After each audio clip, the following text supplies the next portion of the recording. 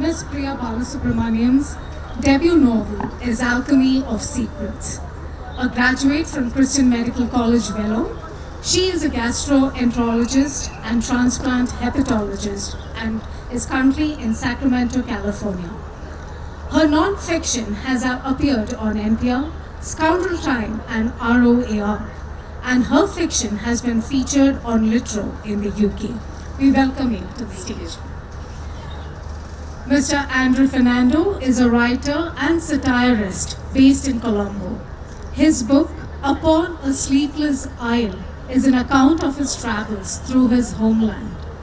Apart from writing on travel and history, he also follows the Sri Lanka cricket team as a part of his job as ESPN Cricinfo's Sri Lanka correspondent. Happy to have you here, Andrew. Thank you. Mr. Keshava Guha is a writer and fiction editor at Juggernaut Books in New Delhi. His novel Accidental Magic is set in Boston in the early 2000s in a community of adult Harry Potter obsessives. His literary and political journalism has appeared in a range of Indian and international publications. Currently, he's studying history and politics at Harvard. Okay, I'm sorry about that. He studied history and politics at Harvard and creative writing at Goldsmiths, University of London. Happy to have you here, Mr. This session is moderated by Ms. Kanchana, who began her writing career with the Statesman, Kolkata, and then worked with TOI Hyderabad.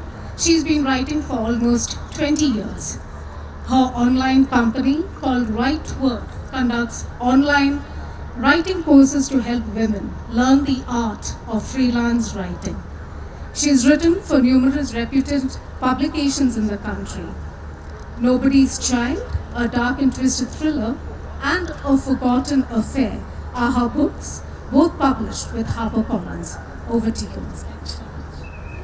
Thank you, everyone. It's wonderful to be back in Bangalore. This is, I think, my third visit here, and I've always come here to be part of some Litfest with a book. So this is really wonderful to be back in this nice warm sunshine after the extreme cold of Delhi, Gurgaon.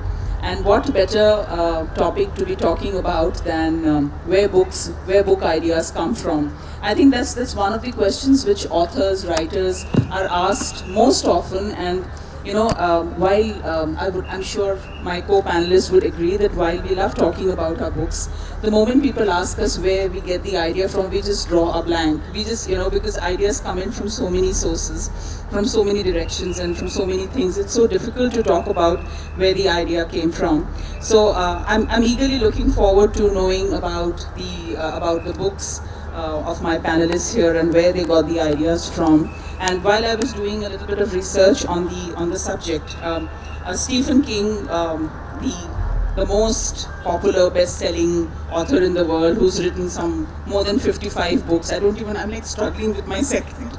I don't know how people write 55 plus books or maybe even more. So he, on his website, about where he gets his ideas from, he said something which is, I get my ideas from everywhere.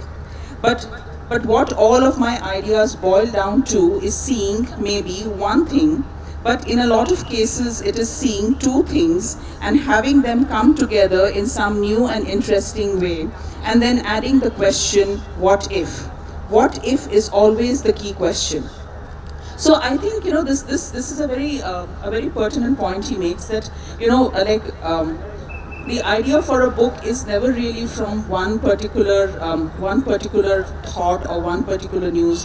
It's like a melting pot of lot of ideas. So before I go on, this is my book, Nobody's Child. It's a psychological thriller, and I got the idea for this book, you won't believe it when I tell you, this was way back in 2002 when I had visited a doctor's chamber with my son, who was at that time about 2.5, 3, and I read an agony aunt column in a magazine, these magazines in doctor's chambers.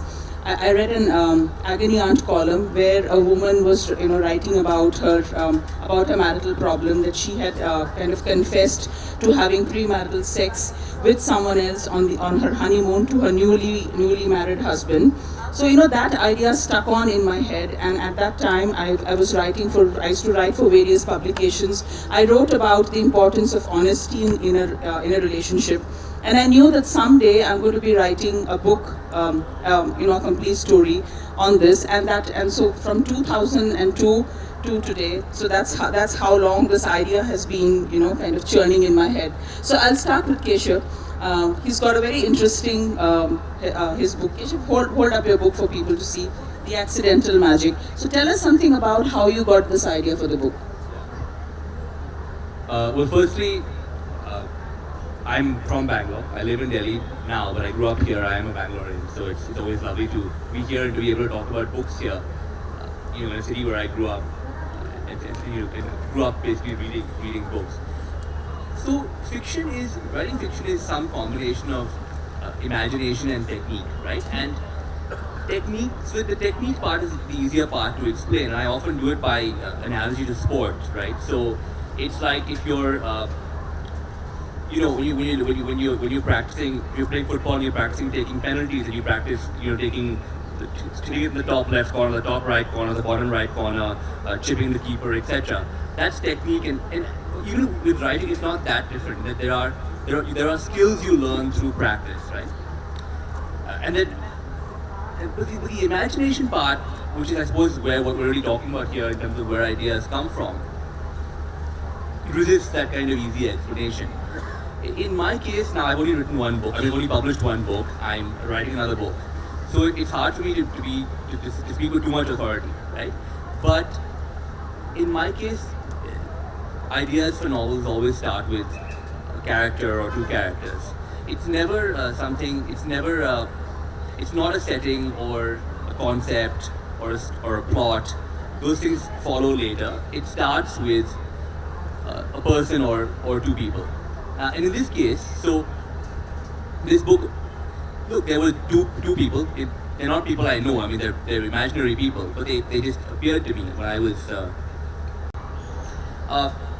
So my two characters that the book started with, one was a guy from Bangalore who was in his mid-20s, and I knew immediately that he would be a techie. He'd be from Bangalore. He would be someone who wasn't particularly elite or privileged. He'd be a kind of social misfit. And then the other person was in his 50s, white American, very cultured. I knew him. He was the host of a radio show, and I was just thinking, these two people are so different. But I want to write a book about both of them, and I want it to be about not necessarily a sexual relationship, but some kind of relationship, friendship, whatever, between them. And the premise for the book, which is this Harry Potter community, comes from that. The Harry Potter community was a way for these people who would never otherwise meet to come into contact. Once I had that, then I had one or two other characters who also came in. But so, although Harry Potter is a vehicle, Harry Potter is not where the book started, and it's actually quite incidental to the book in some ways. It started with these two people and the question of how could these two people inhabit the same book. So, what about you? Where did you get the idea for your first book, Andrew? So I mean, unlike the other three panelists, I've written a non-fiction book. So it's probably a slightly different process. I imagine I haven't attempted properly a fiction book yet. It was very simple. I mean, I'm a journalist by trade. I write on cricket mainly, and I fell into writing kind of accidentally a little bit. It was just something that. It was not something I grew up wanting to become, but I realized later on that I enjoyed it. And when I first got my job, I write as a cricket writer. And when I first got a job at Cricinfo, I thought it was my dream job because I love cricket. Very quickly I realized it was my dream job because I loved writing. And it was just it was so refreshing, and so much fun to have two things that I was passionate about.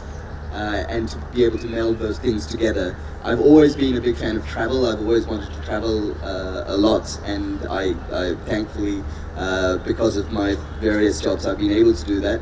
And a travel book was just something, to combine travel and writing, two of my, another two of my passions. That was the first inkling That was the first thought. But then there were a lot more processes that went on to work out what kind of travel book I wanted to write. So I wanted to be on Sri Lanka because that was the place I knew the most. And the other thing was we had a lot of travel writing after I sort of got into my head that maybe I could do a travelogue. Sri Lanka has gone through kind of a boom of travel in the last 10 years. Since the end of the war in 2009, it's become, I think it's been twice the Lonely Planet #1 destination in the world. It's had so much coverage in international media everywhere. But the travel writing I read on Sri Lanka always seemed a little bit off. As a domiciled Sri Lankan, it always seemed not quite right. It didn't resonate with me. This is travel writing produced in the UK mainly and in the US as well. And it just always seemed like, it fell into kind of easy tropes about Sri Lanka, the wide smiles, the golden beaches, and there was not a lot of depth to it. And writing that did have a little bit of depth, even that kind of dealt with the aftermath of the war, which is kind of a cataclysmic event in the history of the nation. Even that didn't quite tally with my experience of the country and my growing up there. I come from my mother's Tamil, my father's Sinhala, so the war was kind of something that was always present in our family and something that we always talked about and something that we had to deal with as a group of people. So it was kind of an attempt to try and set the record straight, I think. So before we go on to Priya, I wanted to ask you, because you just mentioned that cricket is your first love, or you're passionate about cricket. So how come your first book you chose not to write about cricket? No, I think I realized that cricket isn't my first love. I think when I got my job at the age of 23, I thought that I loved it because going to cricket matches and watching my favorite team play was the reason I loved it. But I realized there was actually a lot more to that. And I fell in love with writing in my very first year of doing it as a professional. Writing very quickly became the thing that I fell in love with. And also, it's a very easy transition between, for me, being a cricket journalist, being a cricket writer, being a travel writer, because cricket doesn't have any innate value, right? You're watching 11 men or women play a bat and ball game. They're chasing a leather ball around the field, holding wooden sticks. It doesn't actually. There's no innate reason why we should be interested in it. So the reason why we're interested in it has much more to do with actually us as an audience of cricket. Why do we connect with that? And I found I was writing a lot about Sri Lanka through my cricket writing. And the sports writing I really admire is writing that kind of sees or explores a country through the lens of sports. And we've got great writers around the world that do that. And so it actually wasn't a big leap to go from cricket to writing about Sri Lanka. Priya, over to you now, because I realize that three of us, we have some kind of a history in writing. I've written for publications, for companies for almost 2 decades. He's been a journalist. He's also a journalist. But you're from the medical background. So how did you make your way? Is it working? Just tap. Yeah. Okay. So how did you think of your first book, and how did writing happen? So I always used to write as a child and in college. In medical college, I was actually editor of our little magazine that we affectionately called The Toad. But I was more passionate about medicine than I was about anything else. I'd never really considered another career, and so I went along. I graduated. I moved to the U.S. I completed my residency and my fellowship, and I had actually one child and then another one. And then the whole thing. I have to tell you a little bit about where I was before I tell you what triggered the story because so the last thing I kind of remember is being 17 and carefree. I grew up in Bangalore. I'm a Bangalorean at heart, and this book is set in Bangalore. And then here I was in my 20s. I look up and I've spent the last 7 years kind of in grueling training, where the only thought is how do I put one foot in in front of the next, and if everybody's eaten, it's a good day, that kind of thing. And I had really no time to think about anything else. And so I look up and I'm this entire different person. I remember being carefree, single, and young, and here I was, I was a physician, I was a wife, I was a mother, and I lived in a new country. And so there was kind of a disconnect between what was going on outside of me and what was going on inside of me. And it was at this point that I kind of started to write, trying to get back to where I was, because writing was always something I did. And it was at this point that I had this image arrive. I remember very clearly I was driving home from work, and I had this image in my head. I didn't actually see those people, but in my head I saw this little girl who must have been 4 or 5 years old, holding on to an older woman, and the older woman was white sari clad, and she was obviously a widow, and this little girl had her whole hand wrapped around this older woman's little finger. And they seemed completely absorbed in each other. And for some reason that image kept coming back. And so I started to ask myself, why should that be so, right? I mean, where are the parents? And so every time I thought about it, I answered the question a certain way. So I thought, oh, maybe the mother is dead and the father lives far away. And so that set of answers gave rise to further questions. And so I kind of had this sprawling, multi-generational story come from that one image. And I kind of got to know the characters as I went along, and I was writing about Bangalore, which is kind of a return to childhood. And this book took years to write, and so it was that kind of emotional connection to Bangalore that kept me going, because there were times when I thought, oh, I'm never going to finish, and certainly never going to get published. But it was that tie that kept me going. So are you thinking of your next one, Keshav, your next book? So are you thinking of your... What would that... So when I'd always been interested in writing fiction, but at the time when I really felt like I wanted to make a life of it. I mean, the thing is, typically one has to have other jobs. Writing fiction full time is not a realistic aspiration for most of us. I had many ideas for books, right? So, and then it's not. So I don't feel. So I'm going to interrupt you here. Sorry, you said that you have many ideas for novels. Yeah. For novels. So as another author, where do you get these ideas from? So just elaborate a little. So I don't want to say, with the second book, I actually can't. I don't want to say where the idea came from, because it gives away a little bit too much about the book. But this book, the first book was set in the U.S. Now I've lived in India except as a student. I was a student in the U.S., a student later in Britain, but the next book is set completely in India. It's set largely in Delhi, which is a city that I have moved to as an adult, right? And it's let me actually try to answer your question a bit more directly. I want to do something different each time. So the last thing I want to do is write another book that's like Accidental Magic, right? So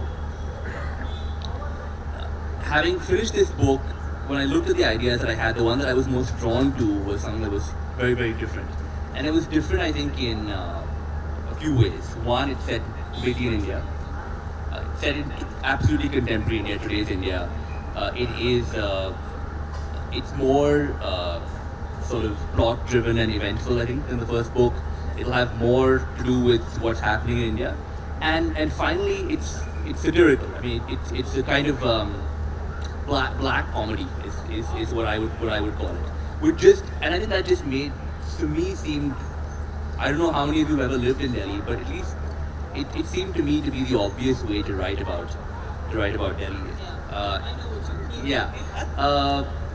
I mean, again, it started with characters, it started with a family, then now it's a book about two families.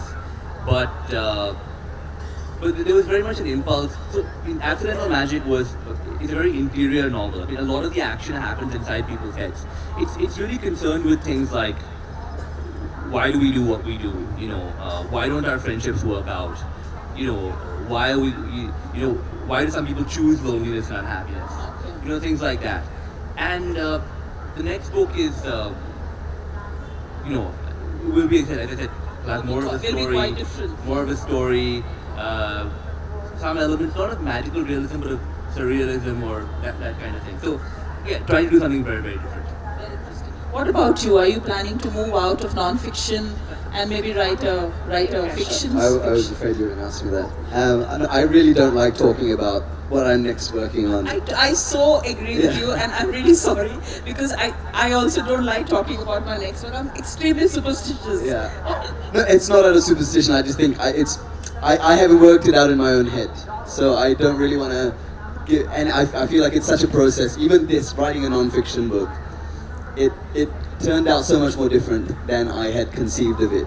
If you had asked me, as I was writing it, before I was writing it, what it was going to be about, I would have given you the wrong answer, because what it turned out to be is something completely different, and in some ways more kind of wonderful than I had ideated at the time. But the thing with Fidel, I think of the people here, Fidel is the person who's writing I know best. Because you're always working on something shorter, right? So whether it's one of your daily pieces or a piece of long form journalism. I mean, for people who just write books, it's like sometimes years and years, and you actually know quite a lot about sort of the daily having to produce things very quickly to a deadline. Yeah, so I mean, every day, I think on a normal week, I'd probably produce 5,000, 6,000 words, from everything from news to occasionally if I'm working on a long form feature, and so it is.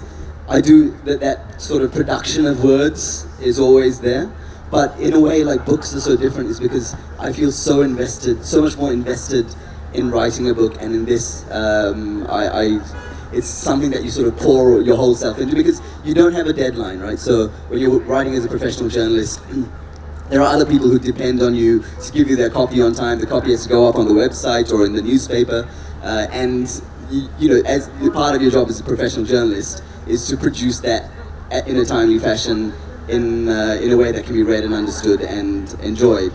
But this, I find, at times it's kind of like a conflicting impulse, because with a book, I just want to keep working on it, keep redrafting and refining. Whereas at times with news, immediacy is the thing, right? Like, so you get a piece of news breaks, so you get a piece of news, you want to get it up on the site within 5 minutes of you hearing it, so you type out a paragraph, you send it off. It's completely at the other end of the spectrum.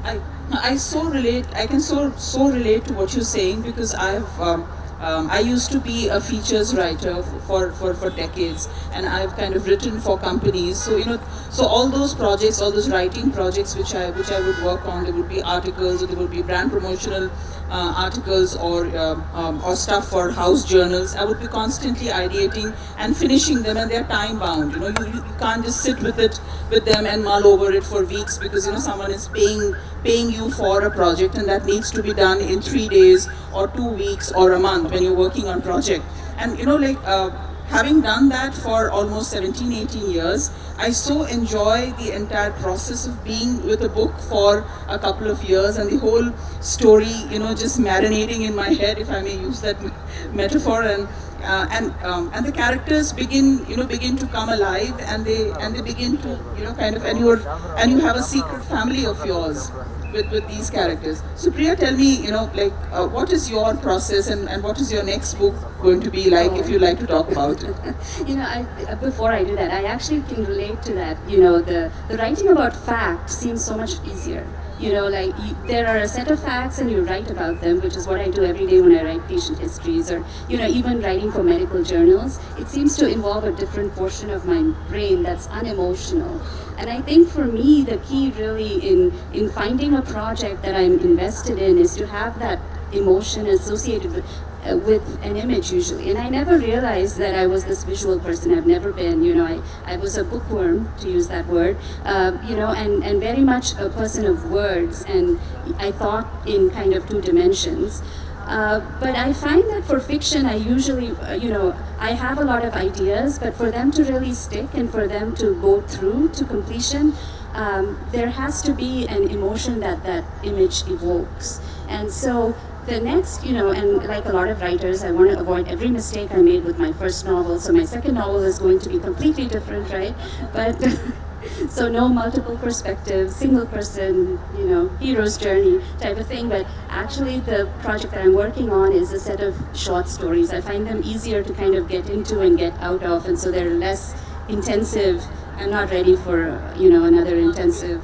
So it's a collection of short stories which has some characters, a couple of characters actually that are in this book that I feel didn't get enough screen time, and then some that I had to cut out of drafts that I still love.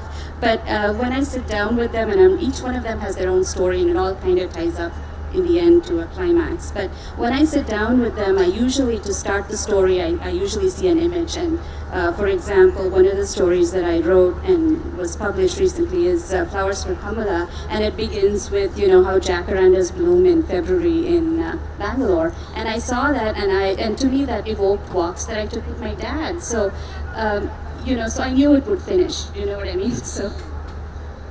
Can I just jump in? One of the things that's always intrigued me is that there seem to be quite a few authors who've come from a medical background, and I wondered if the act of people come to physicians when they're vulnerable, Right. and there is an element of trust with your doctor. Right. I wondered, does that inform your writing? In some ways, I never write about specifics of what happens, but I think it does. It does two things. One is that I think people show you their emotions at their rawest. I mean, you're present at deaths, at bereavement, and so I think it makes you a different person, and that is of course reflected in what I write. But the other thing is, I take care of people with liver disease, and one of the things about people with liver disease is that they die. So I have, I develop relationships with people, and then I die, and they die. So I go on, but and sometimes it's very hard to deal with, and it's easier at those points to kind of sit down and have something go horribly wrong in a book, because you can fix it, you can control it, and so it helps me. There's something. Actually, this is a very interesting topic because I guess you could say the original great doctor writer is Anton Chekhov, and of course there are many others subsequently. But one thing about doctors is you encounter people from such a range of backgrounds, right? All walks of life, class, ethnicity, etc. And it is a way to see such a range of human experience and human background. It's true, and people's masks usually aren't on. Yeah, of course. When they come, you probably see them at their most vulnerable. True. So, like when my first book came out in 2016, so most of my friends who've known me for a very long time, they know that I'm extremely observant. And while I'm chatting and laughing with people, I observe little things, and I would probably single out that one odd character in a group and talk to and spend hours talking to the person, because somewhere in my head I'm always chronicling what I can use. So they were extremely curious to know if they featured in my first book. Some of them didn't, most of them didn't. And and when my second book came out, which is a psychological thriller, it's extremely dark and violent. They were again very curious to know that has this been inspired by by certain people. So while the central villain of the story, she's a woman. She's inspired by a person. I don't want to take her name, but you'll recognize who she is. She's very much in the news, and she's allegedly killed her own daughter sitting at the back of a car while her second husband killed her first husband's daughter. So she's the inspiration for the villain of the piece. So I want to ask you that let's start with Keshav. That do real people you meet inspire characters or situations in your book? So on a very general answer to that question is no.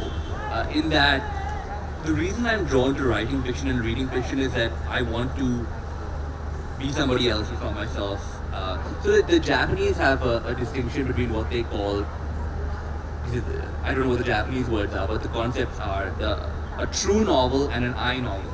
So a true novel is a novel that is made up, where it's imaginary characters, imaginary situations.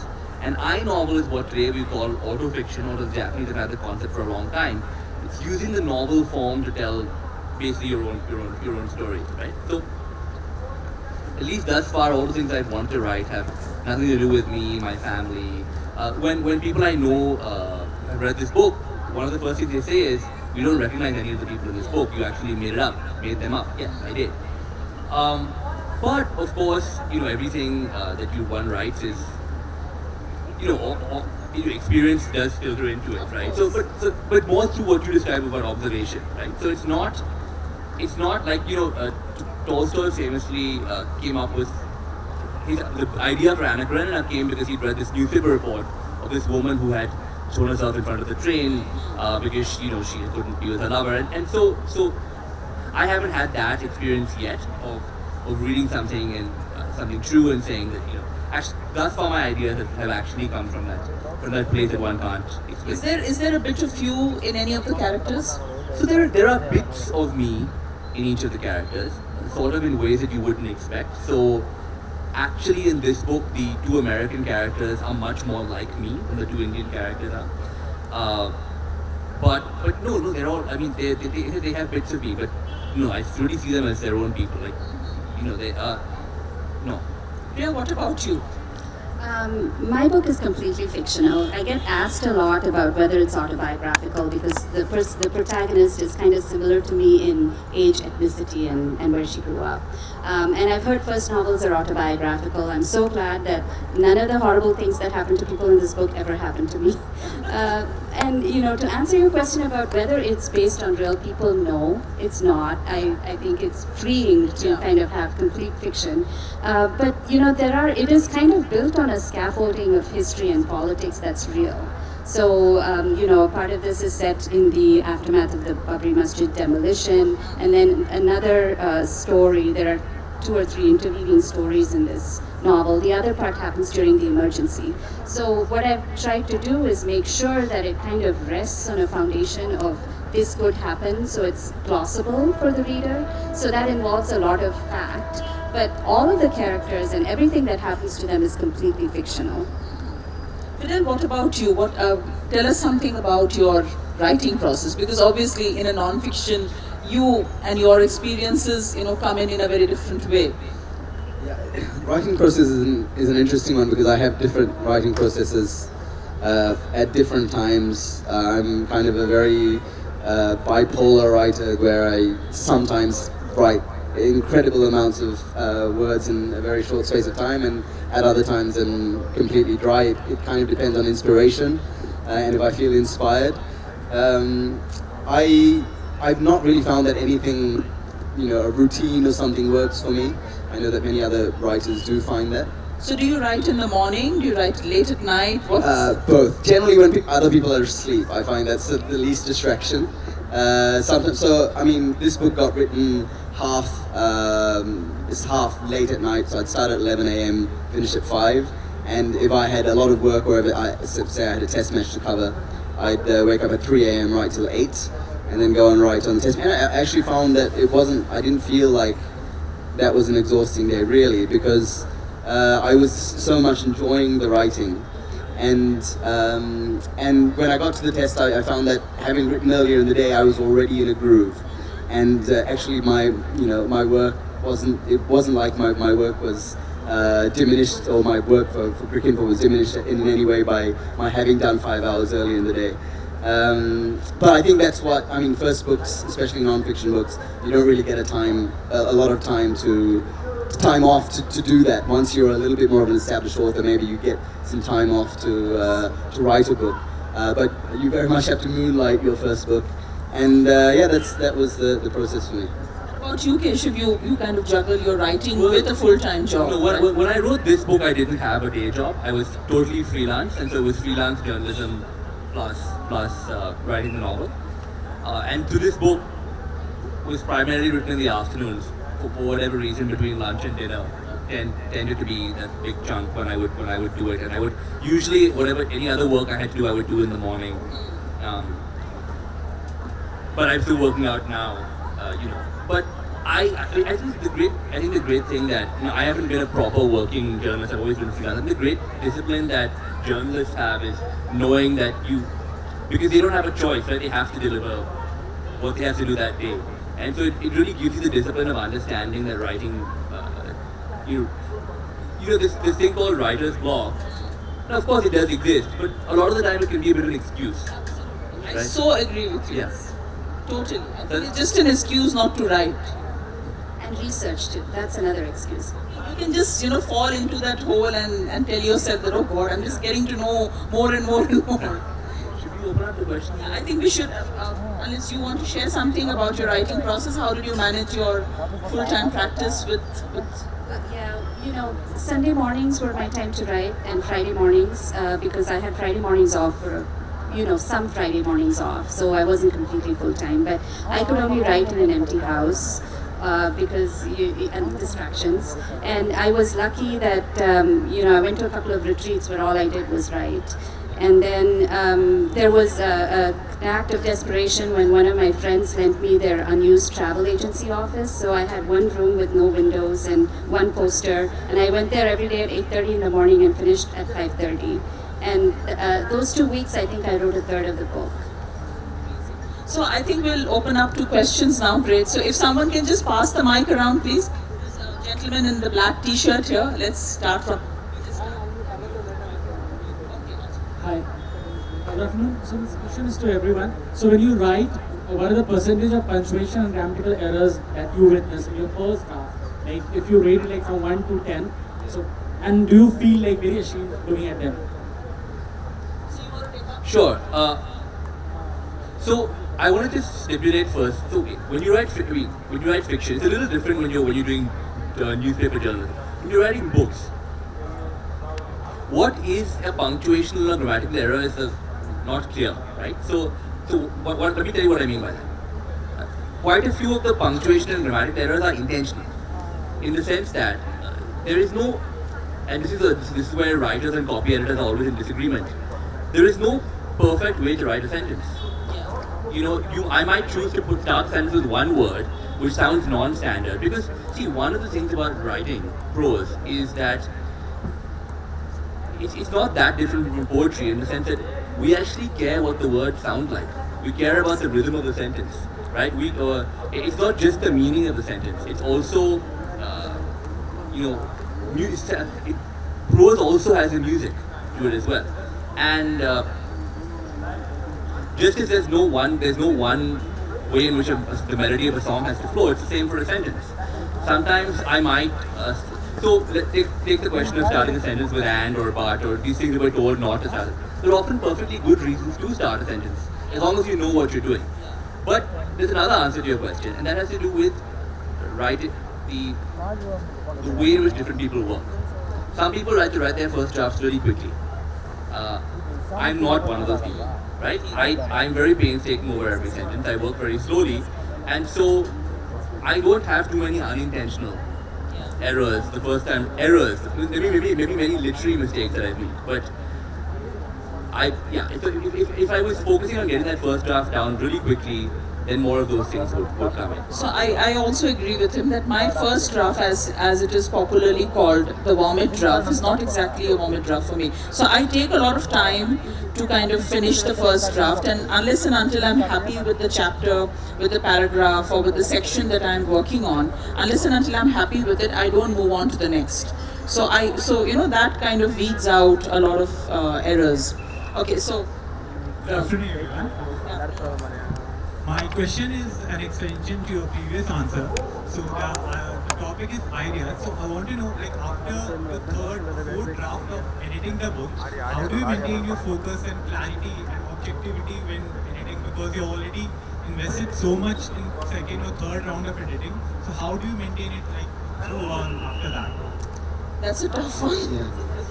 I think you just have to be ruthless. Ruthlessness is the thing. You're often sometimes you in previous drafts you've labored over a paragraph and you really love the paragraph and it's working for you and there's great rhythm. You're just really attached to it. But if it doesn't work in the wider scale of the book or the page or the chapter, you just have to cut it. And it's something that maybe a good editor can do also, but I think it's always better when it's writer driven, because it's just something you have to come to terms with. It's sometimes can feel like cutting off one of your own fingers, but you have to get it done because overall, the whole the finished product is going to improve so much because you did have that detachment. The lady there. I was just going to say I agree with that. What I do is I have a folder where I say, these are things I'll use at some point. I probably never will, but it makes me feel better that I'm cutting this chunk of beautiful prose. Yeah, exactly. True. So I have a question for each of you about publishing. So especially for first-time writers, when you had your first novel, or first short story, or first, non-fiction book, how did you decide which publisher to go to? Did you apply for prizes? What were the routes each of you took? And what's your advice for first-time writers, like how to get started? Okay, so I'll go first. I was here in Bangalore at the Bangalore Literature Festival 2014, where they were holding a competition for first-time authors to come and present their story idea. And there were a panel of judges who were essentially senior editors from various publishing houses, and I got selected by HarperCollins and by another publishing house. So that's how my writing journey began. But to answer your question, I think you need to send out your manuscript to as many publishing houses as you can, and start with the good and the big ones to begin with, kind of at least 4 or 5 of them. And then let the process roll out. But I think Keshava will have more to say because he's an editor, he's a senior editor with Juggernaut. It's a very good question, and the reason it's an important question is that our industry is needlessly opaque. People don't understand actually how to enter it. So the brutal reality is that publishing houses receive so many manuscripts that it is not viable to read them all. I do try to read every single thing that comes to me, but I only have time to read 2 chapters, not a whole book, right? But at most houses, and we because Juggernaut is not a name like Penguin or HarperCollins, we don't receive ads. But so, if you just send your books to a publisher blind, the chances are it won't be read. Statistically. But look at it from the publisher's perspective, right? If they publishing only works on the basis if we dedicate time to the books that we do publish, right? So that's what my experience has taught me. Yeah, one question. I just wanted to add a few words to that, and I couldn't agree more with Keshava about the importance of an agent, because your agent is the person who goes out to bat for you. And in the US, it's really hard to find an agent. Even it takes almost as many rejections as finding a publisher, right? But and sometimes you find the agent, and then you don't find a publisher that loves your work. So there's a lot of rejection. But the thing that I wanted to say was that the writing community is so important. The thing that helped me the most were the friends that I found at writers' conferences that I attended, because we would read each other's work. And if you have a reader that you trust, they'll be able to tell you if something's working or something isn't. Because when you're really close to the work, it doesn't declare itself to you. So one very very quick point on this. When you send your book to an agent, this happened to me the first time I sent my book out. Every single agent said no, and then I sent it to a writer friend, and she said, your book is actually very interesting, but your first chapter is awful. And agents very often say no on the basis of the first few pages of the first chapter. I rewrote my first chapter, I didn't change anything else, and 3 agents said yes when I sent it out the second time around. So the opening to your book is very, very important. It's like a marriage sometimes, you just find somebody. Yeah, one question to all of you, anyone can answer. Like when you say ideas, I'm talking about highly accomplished authors, classics. Whether you take Kalidas or Shakespeare or Tolstoy or modern writers, and like these books are translated across cultures, across languages. So, is there a discernible pattern of these, great authors? Like they wrote from, in all walks of life. There's nothing like, but still, there must be some kind of some single source of inspiration for them, which would have made them, which they wrote such beautiful books. So, is there any such pattern which you can tell us about these authors, or?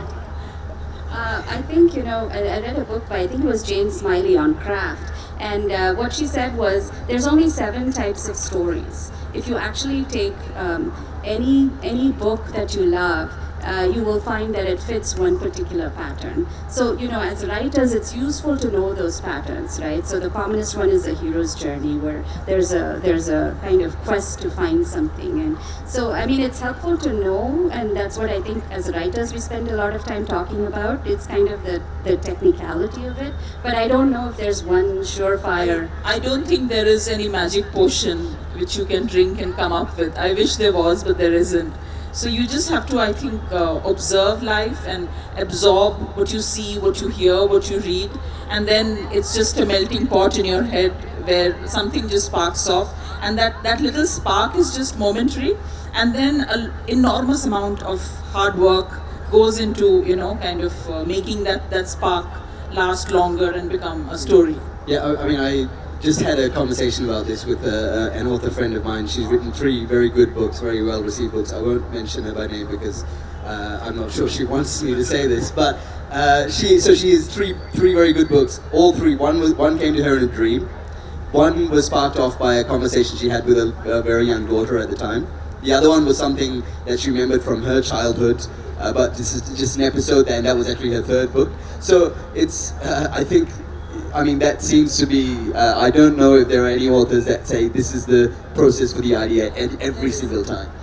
There's a whole field now called digital humanities, right? Which is using big data to analyze every book ever written to try to find such insights to answer questions like that. It's not clear to me that there have been any really important insights yet, but who knows? So I think we have to wrap up now. That's all that we have time now. Thank you so much for being such a great audience and turning up in large numbers. It was lovely seeing a packed audience here. And thank you, friends, for making this a lively conversation. Thank you.